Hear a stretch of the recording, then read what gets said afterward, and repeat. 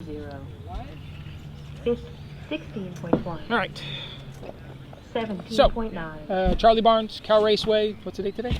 Today is the 5th of The 5th. December. Okay. All right. 20.7.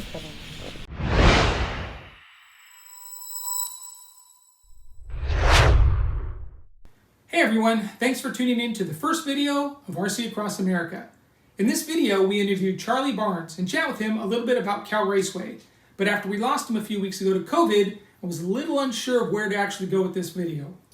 Charlie was a great guy and a huge ambassador for RC, and his passing was a huge loss both personally as well as for the RC community. He will be greatly missed. With the blessing of his wife and family, we decided to continue with the video with hopes that it will allow you to get to know Charlie a little bit better and remember him fondly for all the wonderful things he did for RC. Let's take a look. Hey everybody, Tony Phelan here with CompetitionX, and today is the first edition of the RC Across America. And basically what I'm going to be doing is going to different tracks, different hobby shops, talking to pro-level drivers across the USA, and doing a little interview with them, finding out how they got into RC, what drives them to continue to stay in RC. And today we have one of my good friends, Charlie Barnes. That's Charlie there. Hey guys. He owns here Cal Raceway in Orange, California. It's an on-road track, a permanent on-road track that is in, what is this, a school ground? It's it's owned by a school district, and it's actually a multi event park. So there's a soccer park here, there's a gymnasium, there's a golf park, there's also tennis. So there's a lot of things going on, but right over here in the middle of it is an RC track, which we all run on. Yes, we do, and it's super fun. It's on-road. It's a permanent track with raised corners, so it's got kind of the red and white stripes. Today is a practice day for the Toys for Tots race, the 2020 Toys for Tots. 22nd, okay. Yeah. So we'll get to that in a minute, but I've got a few questions, though, kind of learn a little bit more about you. What was your first exposure to RC? You know, growing up in the Philippines, we had a lot of Japanese influence because a lot of the Japanese tourists and stuff would come by. And I had friends who went to Manila Japanese school. So they would bring home these big books. They weren't comic books. They were like these big books that had comics in them, but also had ads which had RC cars. And as soon as I saw RC cars, I was like, wow, I got to have one. I couldn't afford one. Well, my family probably could have. They didn't want to give it to me. But I dreamed of them for like 3 or 4 years till I finally got one. Well, how old were you when that was? I was around like 8, 9 years old, and I finally got my first RC when I was 12, and I came here to America. Which car was it? The Tamiya Frog. Tamiya. Everybody seems to have a Tamiya as a first car. My first car was the Blackfoot? No, it was the Subaru Brat. Was my the Brat. Okay, same chassis. Yeah, it was the Subaru Brat. Same chassis. Yeah. So yeah, the Tamiya's or Tamiya. I guess that's what Tamiya. I always say it wrong. It's Tamiya, not Tamiya. But let's get to how you and I met. I think the first time we met was it here or? Actually, it's a funny story because you know, I started racing. I don't know if I want to hear a funny story. Well, it's pretty funny. Okay. So when I got into on-roads, when I started racing competitively, and I started doing the whole state championships thing, the nationals thing, and there was this big, I think it was a California state race up in Bakersfield. And you know, there was a lot of tracks at the time, and I had never met Tony before. So I was running an expert class, and I see this guy like in sportsman like dominating. I'm like, he should not be. And so I was hating on him the whole time because I really felt like he should have been in expert class. I felt like, yeah, well, if he's running sportsman, I should run sportsman. But obviously that wasn't the case. So I finally met him. I'm like, oh, this guy's cool. And kind of that. And from there, we just started like going to all the different tracks, and we'd see each other there. I remember it very differently. Really? I do remember racing all over the place. I think maybe because when we went to those, were you sponsored? Yes. Okay, see, I don't think I was sponsored back then, so that's why I just raced sportsmen. That's what it was. You had Trinity stickers, and I thought you were fat. I thought you were a Trinity driver, and that's why I was like, he should be running expert. No, I remember running Trinity stuff and having the Trinity stickers, that's but what it was. I don't think I was. I probably should have run expert because I remember, you know, I don't remember that whole. You got a good memory, dude. I remember that. I remember a lot of things, but not yesterday. So. Well, I don't remember yesterday or a lot of other things, so we should sit next to each other a lot. There you go. But yeah, so so I was racing the sportsman class and kicking everybody's butt. Yeah, it wasn't even. I think he lapped like second place twice. Oh, it wasn't even, you know. That's a good story. I like it. That wasn't funny. That was good. Yeah. Yeah, now he does. Yeah. So. So then we just started hanging. Yeah, and then I started running my own races, and you started coming to them. And when you started working Associated, then we started doing more stuff together because you were supporting it through Associated. Sure. So let's talk about a little bit about your other races. You used to have a kind of a traveling circus Yes, thing. that's correct. And where I remember, and I think I went to all of them. We went to Huntington Beach, that Surf City, and then we went to La Mirada. There's La Mirada, there was Corona, and there was also there was a few more. But I had I think it was Huntington Park. I did it one time. Yeah. There was, Cal RC in Anaheim, right off of Kramer. Oh yeah. So I did that too, and that was God, that was a lot of places. That was my first Toys for Tots, and that was back in '98. And you used to have this beat up van. You used to carry the track around. Yes, so I found this van on Craigslist. Dude, it was awful. It was a school bus. It was an old school bus, 1978 or something like that, and it was a Dodge.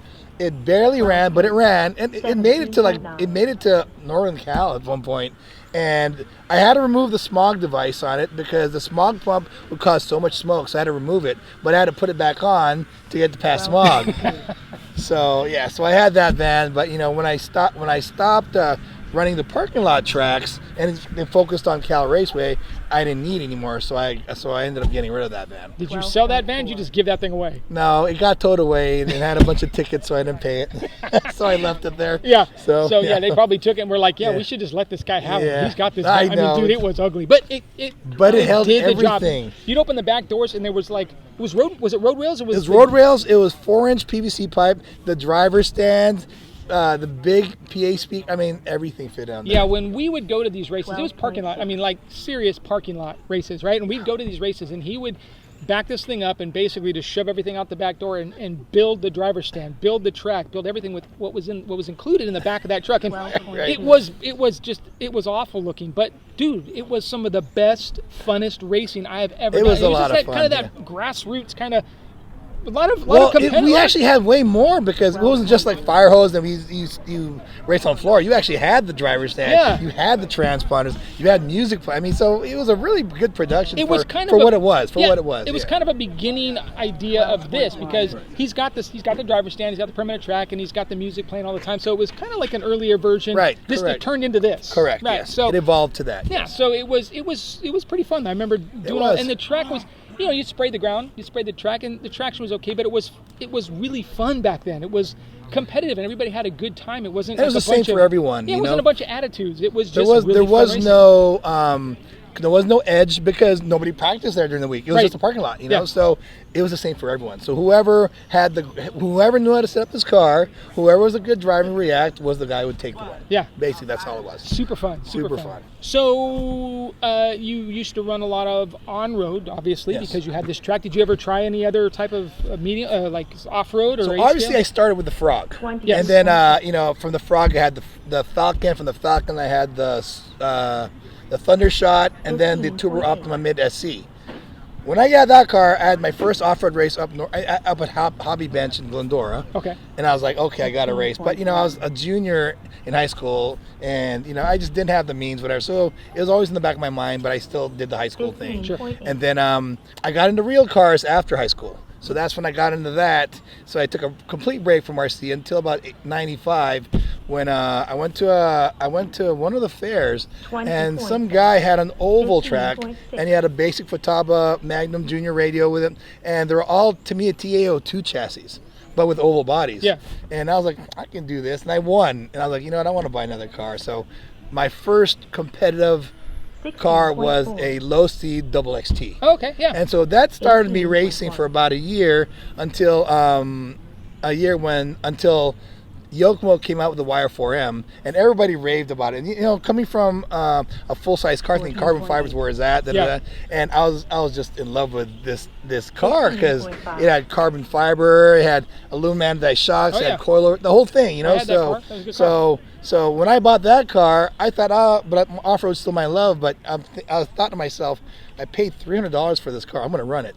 So I never looked back on off-road. I just kept on doing on-road because of that. Yeah. So I've been doing on-road ever since. I was the same way. I raced a lot of off-road, loved it. At Cal Raceway, the old SoCal in Garden Grove. It was literally like 4 minutes from my house. And they started a parking lot thing out front with pan cars and the TAO, whatever they were back then. And as soon as I started doing that, I saw the precision, the speed, the precision you need to drive that, and that really intrigued me. Off-road was fun, but that speed... So, it was just something different, wasn't it? Yes. It really was. It really was. I don't remember them dousing the track. I don't know what they put on that track, but it was so sticky. You could pick your car up after the race, walk over to, and stick it to the front, to the windows on the front of the building, and it would stick to there. It was reminds so me of grippy on the foam tires. There was a race one time in San Diego where there was so much sugar and the sun wasn't out yet, so it was still sticky. The F1 cars literally would stop and then straight away. It was just so, because the sun wasn't there to burn it up. So yeah, that happens a lot. Yeah, good times. All right, so let's move on to your permanent track now, Cal Raceway. Tell us a little bit about what made you want to open this up and go away from the traveling circus and come here to Cal, and how long have you had it? Well, I kind of been with this track since the beginning, actually. When Ultimate Hobbies stopped doing their parking lot series, they wanted to open a permanent track. I was actually one of the first announcers. It was me and Topper would announce this track. I remember Topper, yeah. So I actually started when this track opened up. They opened it up in '96, closed down in '99, because again, it's just RC tracks really aren't that lucrative. I mean, let's face it. It's just it's whoever. When everyone shows up, it's good. But if one or two people show up, you're not gonna make any money. So it was closed for a long time, and then a lot of my customers for my parking lots would always say, "Hey, it's just too bad we can't practice with you during the week." So I'm like, that's kind of a thought for me. So I knew this track was here, but I wasn't sure if it was still here. So I went to go check it out, and sure enough, it was here. Was it all covered in weeds? No, it looked like people ran up. People probably had skateboards and whatever. Super dusty, had weeds and stuff, but it was still runnable. Sure. So, I took it upon myself to say, hey, you know what? I'm going to fix this up and see how it goes. So I found the manager. I talked to the manager. We agreed on a lease, and I've been here since 2010, and we're now at 2020. God, so I've been here 10 years. But like I said, I've been here since the beginning, since '96, because, again, it was me and Topper announcing the races here. Sure. So, yeah, so. And so let's just move right into your schedule. So what do you typically, other than this weekend's a little different, it's a Saturday and Sunday. Saturday practice, again, tomorrow is the Toys for Tots race, the 22nd? 22nd, yes. 22nd edition of the Toys for Tots race.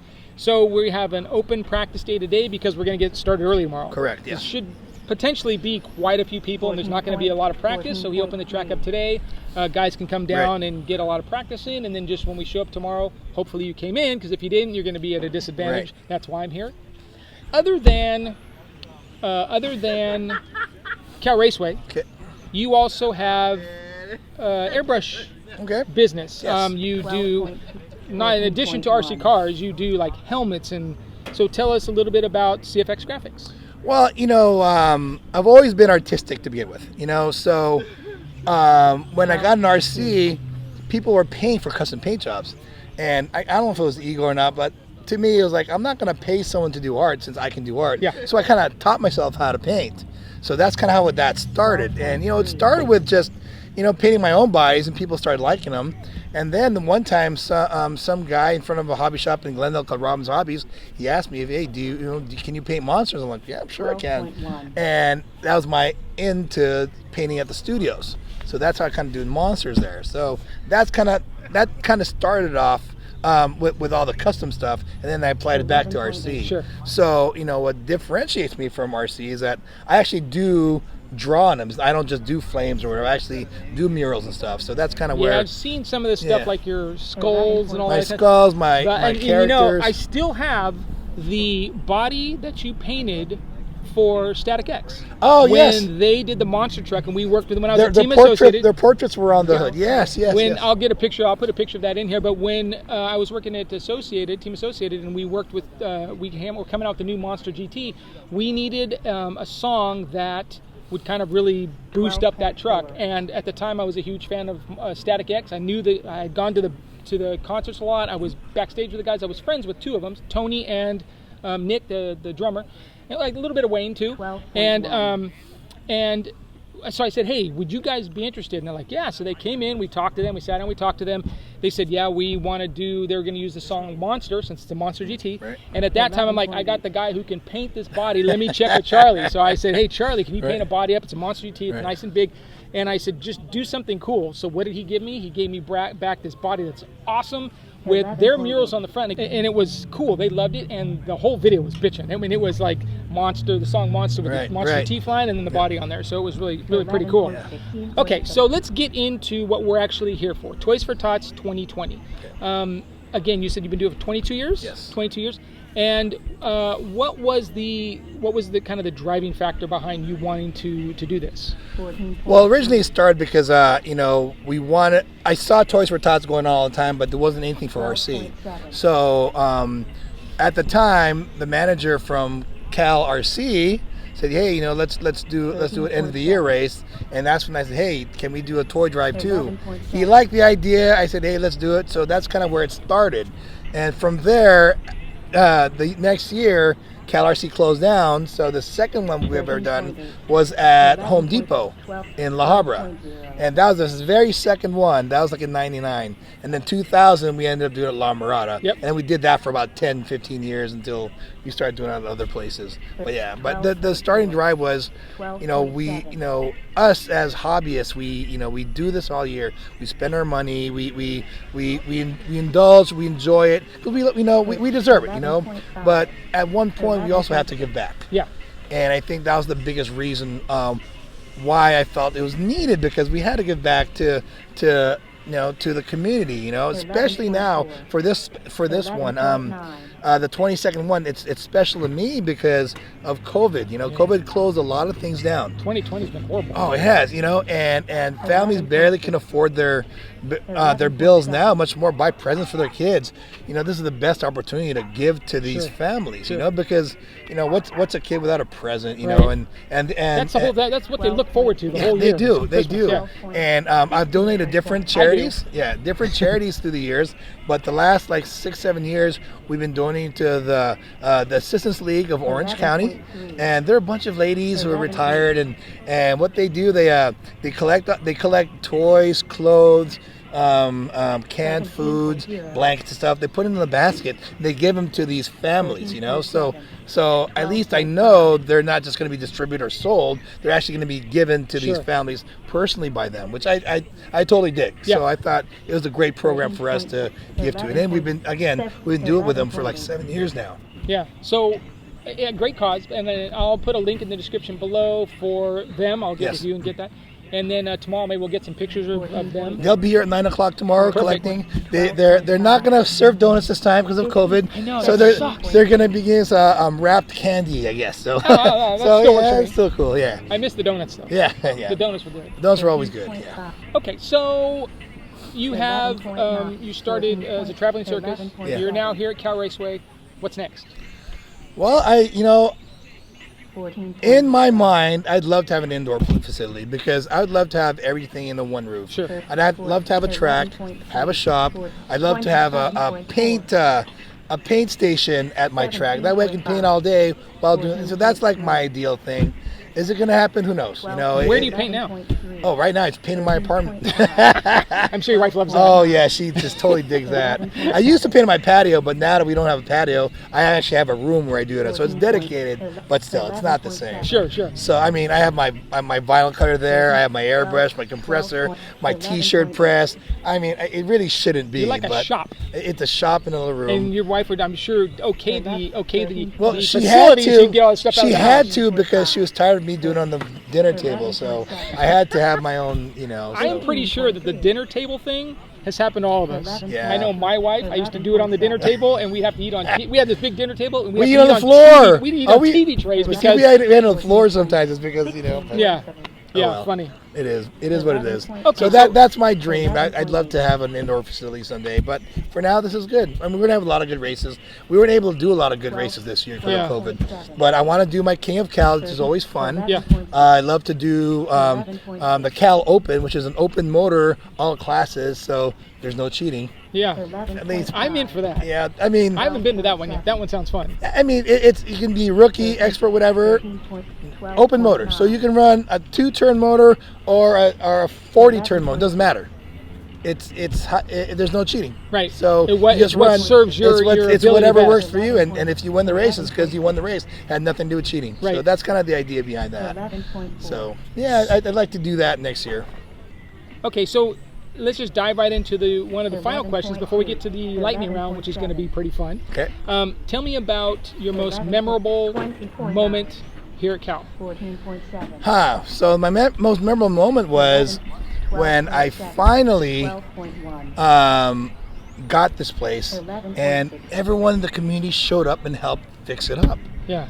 To me, it was like it was just unreal to me because I've been doing this, giving up my weekends to run race for people for years because I like doing it. I like doing it for people, and it was just so humbling to see all these people giving back to me, and they totally didn't even ask for anything. They were just happy to help me out. And some of them don't even race anymore and came and helped out. So even you donated a banner for me and stuff. So it was one of those things where, like, out of the craziness that was going on, I just sat and just, I felt like I had to freeze time for a little bit and sink it all in, Well, I have noticed that over the years, the manufacturers also support you quite well with prizes for stuff like this. Yes, absolutely. When you want banners, they send banners in. And the other big races that you have, they're pretty much behind you.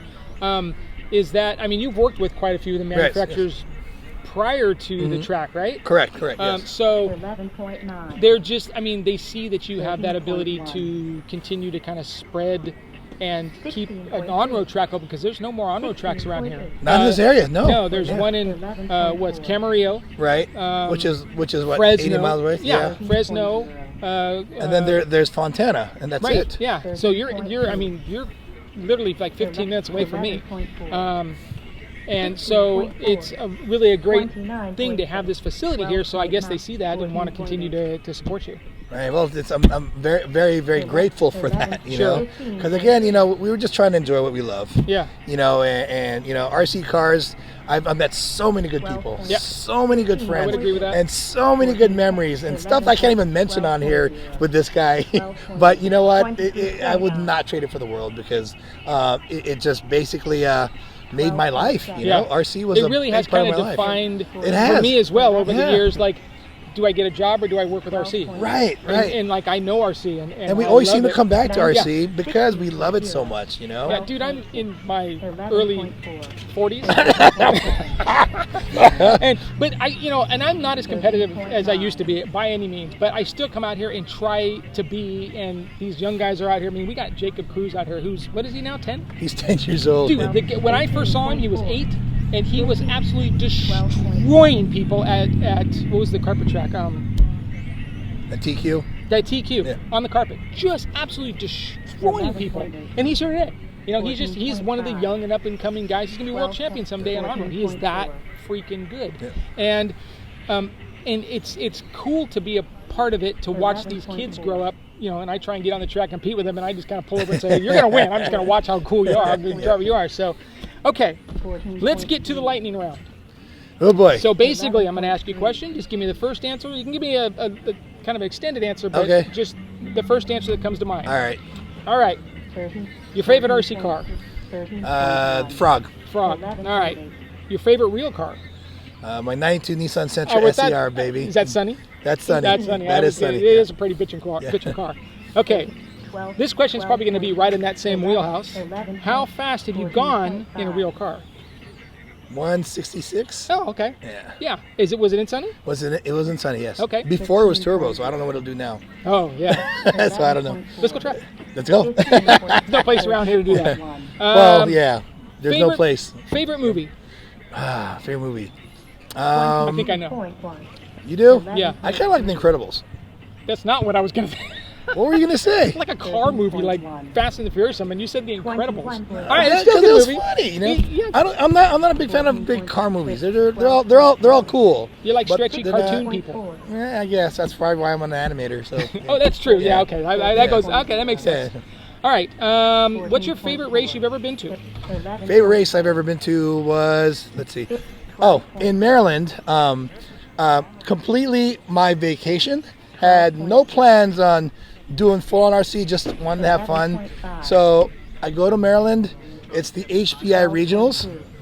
I go there and race a bunch of guys there. I ran 3 classes. I ran 17.5, 10.5, which was a class back then, and mod. It was all brush motors. It was brushless. Yeah. Brushless. Oh, was it brushless? Yeah, it was brushless. Yeah. I TQ'd and won 17.5, qualified second in 119 turn, or 10.5, and qualified 4th in 1 mod, and I won concours. And the winners got to have free car kits. So since I couldn't take it on the plane, I gave them all the kids out there, and they're freaked out. 'Cause I guess nobody does that there. Yeah. But for us, it's like, hey, here, take. You know. Yeah, we're pretty spoiled here in California. Yeah. But there, it was like a big deal. They literally like they treated me like I was a hero. But to me, it's like, you know, we give stuff away all the time. Yeah. Right. Just because we're here with all the manufacturers and we have that support, we know we can always get something we wanted to. Right, you know. sure. But there, it was just unreal. So that to me, that was the most memorable because I had not planned on like. I just wanted to just have fun while I was there. Yeah. And so you okay? So we're gonna back up this real quick. Okay. So you went on vacation. Yeah. To Maryland. Yeah. With no intention to race. I was just gonna practice, but it happened to be the. Okay. region. I was gonna say, but you brought your cars. No, I was gonna practice because he told me about. What was it 520 race? I forget the name, but it was like it was owned by this basketball player, and he has this big like 250-foot track. So yeah, I'll practice on there. Why not? You know. And I really didn't bring anything. I had to borrow 10.5 and I had to borrow mod because I only had 17.5 in there. You know. So yeah, and I borrowed it and won with them. Yeah. And I used 1 battery, which was a battery from Energy. Wasn't even a hard case. It was a soft case, 5,000 milliamp, 25C. It probably would have blown up, but that's all I used, and that was. That's funny. Yeah. All right. Well, that was not really the lightning question, but no, that was interesting. Yeah. That told an interesting story. Yeah. Okay. The next one. What track would you like to visit most? I like to go back to. The one up north in Roseville. Oh, Speed World. Speed World, yes. I like that track. That was cool. That track was fun. That was really cool. Races there. But you know, my favorite track that I still miss is the old Revelation on-road track. That's to me my favorite track. Where the dirt track is now. Yeah, that big, huge track. When it was on-road, that was, I love that. I love that track. It was kind of a Steel City-ish, but not quite so big. Right. Yeah, that was a fun track. All right, next question. Celebrity you want to meet the most? Celebrity I want to meet the most? PG. Geez, I don't know. Okay, Alyssa Milano, because her birthday's December 19th, and she's 4 days younger than me. Oh. And she grew up in Burbank, so it's kind of like a local that you never I never got saw. a chance to meet her. Yeah, right. Exactly. All right, farthest country you've ever been to? This will be easy. Philippines. Right? Philippines, yeah. Yeah, I figured as much because he is from the Philippines, so that would make sense. I didn't really think about that when I wrote that question. I figured that answer out. Now you know. Name 1 bucket list item that you haven't done yet. 1 bucket list. Skydiving. Which leads us to the second question. To the next question. Would you go skydiving? Are you kidding me? Oh hell no! Not now. No way. It's on your bucket list, but you're not. Yeah, not anymore. Well, when I was younger, but that first thing came in my head. So. Yeah. Okay. And would you get into a cage surrounded by sharks? If I was in a cage, yeah. Yeah? Yeah. You're not scared of sharks? No. Getting in them? You haven't seen those Jaws movies? I've seen them, but I'm in a cage. Yeah, but they always get into the cage. No, they don't. Yeah, they do. How do they get in? They're like huge. That's my question in these movies, but they always seem to get in. Okay, in a movie, but you know. All right, and one last question in the lightning round. 22.1. Do you have any piercings? No. Okay. I'm thankful No for tattoos that. either. I'm thankful for both of those answers. Prince Albert. I'm going to have to cut that, right? All right, well, Charlie, thank you very much, sir, Thanks a lot, man. for this interview. And if you want to know more about the track, you can go to calraceway.com. Yes. Facebook is Cal Raceway. Cal Raceway? Yeah. And I also, by the way, I do have a Facebook page dedicated to teaching people how to airbrush RC cars. Awesome. RC Paint Chat. So if you have any questions on that, go to that page, ask for all the questions, and there's people who will help you and get your paint job started. It is a group, yes. Okay, perfect. It's not private or anything. You can join. Well, yeah, you have to answer questions and then you get approved. Okay, so no spamming. So no weird spamming. Spam people get in there. Okay. Definitely, yeah. All right, great. Well, thanks, Charlie. No problem. I'm going to get back over to the track because I got a little more practicing to do before tomorrow. And thanks for joining us, and we will see everybody soon. Sounds good. Bye, guys.